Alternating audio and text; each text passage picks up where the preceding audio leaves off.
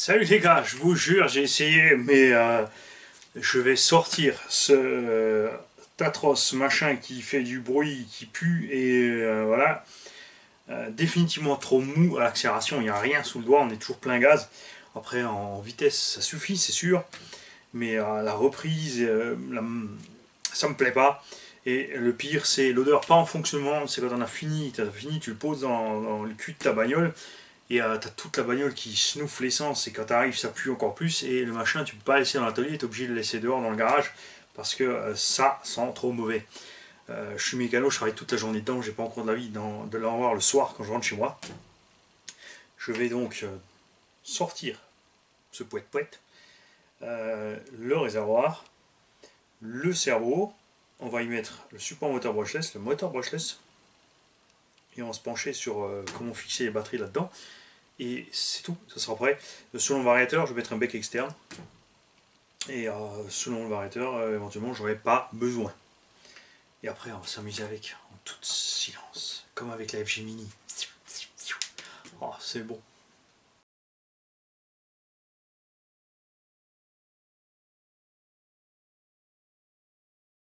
Hey, hey, salut les gars, je viens de me régaler avec le FG Fun Cross, enfin, tout simplement parce que je l'ai passé en brushless. On a commencé cool en 8S avec le petit Léopard 5692 730 kV. L'étagement de transmission on est en 1846, c'est un peu trop long à mon goût. C'est sûr la vitesse de pointe est sympa, mais on tire un peu long, je préfère tirer plus court et gagner en autonomie. J'ai roulé avec les lipographimes, on a fait un petit quart d'heure. Les lipos reste 5% dedans, ils sont bien vides. Le variateur, on a provisoirement mis le vario ici du X-Max à l'intérieur. Monter tout ça en brushless m'a pris une vingtaine de minutes. On a fait 8 trous pour les bacs à batterie. Là, j'ai pris des bacs à batterie de Losi, des BXLE.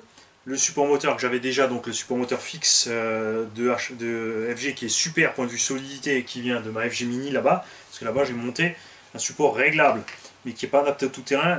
Par contre, le support FG, il n'y a pas de souci. Je vais donc changer l'étagement de transmission. Je vais mettre plus bas. J'ai une couronne de 46 ici. C'est vrai que j'ai oublié que j'ai la 48 là-bas. On va passer la 46 là-bas, on va changer le pignon, puisque là-bas j'ai le support réglable pour garder le même rapport, puisque je suis très content de ma FG Mini comme elle est là, surtout point de vue poids, puissance, autonomie. Et on va essayer de retrouver la même chose ici. En tout terrain c'est plus compliqué, parce qu'on a besoin de plus de puissance à accélération. On a 10 kg comme le X-Max, par contre on n'a pas de diff central, pas de slipper ni rien, donc vraiment ça consomme du jus à l'accélération, c'est clair. On va travailler un peu là-dessus. Bon, avec les 5000, j'ai fait un quart d'heure, donc avec les 8000, il y aura moyen d'atteindre 20-25 minutes. J'aimerais bien même descendre l'étagement et atteindre, comme dit, en tout terrain. C'est sympa, c'est vrai, comme le DBXLE, là, en 12S, il navigue à 85 à l'heure, le bordel. Mais un petit 65-70 comme le X-Max ou 70-75 serait largement suffisant pour moi. Donc on va descendre sur la porte de transmission. On va mettre un autre vario, puisqu'il a encaissé le petit vario du X-Max. Mais c'était chaud quand même pour lui. Je préfère mettre un vario qui n'aura pas de problème avec la température pour avoir la paix. Les qualités dynamiques de l'engin, ben, il n'y a rien à dire dessus, c'est génial. Pour installer les bacs, j'ai rallongé la cage ici tout simplement. Je l'ai déplacé plus vers l'avant, parce que j'ai la place. Parce qu'on a ici de la place quand même pour mettre des bacs un peu plus grands. Moi j'ai mis, c'est vrai que ceux du DBX ne sont pas très grands, mais comme j'ai maintenant des lipos qui sont tous dans les 140 mm, ça ne sera pas un problème. Je me tâte quand même à le passer en 12S pour cette histoire d'autonomie, puisque j'atteins 20 minutes avec le Losi de 16 kg. Donc 12S là-dedans avec un tout petit étagement. J'ai ici le 730 kV. C'est vrai que je pourrais piquer le moteur 550 kV du Rebelle, voir ce que ça dit. Ça pourrait être sympa d'atteindre les 35-40 minutes avec un jeu de lipo tranquillou, avec des performances sympas dans les 70 km/h. A voir. Plusieurs choses à étudier. Pour l'instant, le 8S c'est très simple. On va une fois partir là-dessus, donc avec un étagement plus court, et on fera un test avec les 8000. Je vous filmerai le test. Là, j'ai pas testé parce que j'ai fini, j'ai fait mes trous, j'ai percé et j'avais envie d'essayer. Je suis parti. Tant pis pour vous. C'est comme ça. Il y a des choses qui sont à moi. J'ai aussi, je veux raccourcir aussi l'étagement de transmission puisque j'ai mes hexagones de 24 ici pour pouvoir monter mes Louise SC Viper là-dessus. Et je ne désespère pas de trouver une carrosserie de FG Baja. J'ai toujours adoré FG Baja. Donc il faut juste un petit arceau en alu qui va en plus ici vers devant, et la carrosserie du FG Baja qui est donc ouverte avec le petit pilote, et tu as les deux barres devant avec le petit filet. Moi je trouve ça super beau. La Fun Cross c'est sympa, mais la Baja est beaucoup plus jolie. Par contre, chez T2M, il y a quelque chose qui tombe pas rond.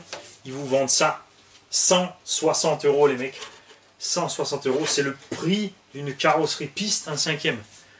À 160 balles, tu as la BMW M3 318, et au même prix, ils te vendent juste la pauvre gamelle pour le buggy. Cette pauvre gamelle qui est d'une qualité exécrable, puisque rien qu'avec son propre poids, quand je me suis arrêté dans l'arbre, elle s'est déchirée au niveau des fixations, au niveau du toit. C'est la loose. Alors ça, pas cool du tout de la part de T2M. Ce prix démentiel de cette pauvre carreau, ça devrait valoir 40-50 balles, pas plus. Bref. Une fois de plus, je tire sur T2M.